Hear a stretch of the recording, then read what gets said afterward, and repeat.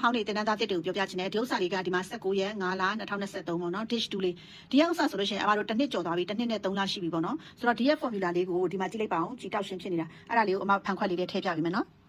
ဒီမှာကြည့်သူ့ရဲ့ formula ကိုဒီမှာကြည့်အခုအမလောက်ထားတဲ့ဥစ္စာကိုကြည့်လိုက်နော်ကြည်တောက်ရှင်းပြီးတဲ့ခါကျလို့ရှိရင်အဖက်တွေပါမထွက်ဘူးเนาะတချို့တွေကကြတော့လှုပ်တဲ့ခါကျလို့ရှိရင်အဖက်တွေထွက်လာတာတို့မကြည်တာတို့နောက်နေတာတို့ဖြစ်တယ်เนาะအဲ့တော့ဒီမှာကြည့်ဒါဆိုလို့ရှိရင်တစ်နှစ်နဲ့3လရှိပြီဒီ quality လေးကတစ်နှစ်နဲ့3လ quality လေးပါဒါ dish 2ပေါ့เนาะ high quality dish 2ပေါ့ဒါလေးကကဲဒီမှာကြည့်ပါအောင်ကြည်တောက်ရှင်းနေတာလှနေရောပဲเนาะဒီမှာလှနေရောပဲကွယ်ဒီလိုလေးပါရှင်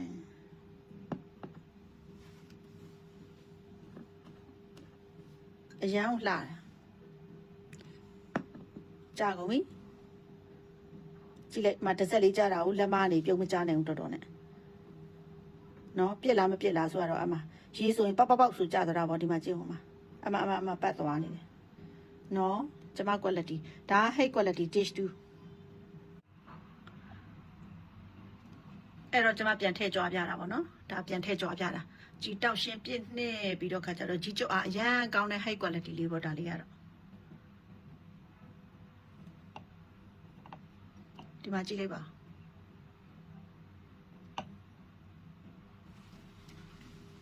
quality dish 2လေးပါ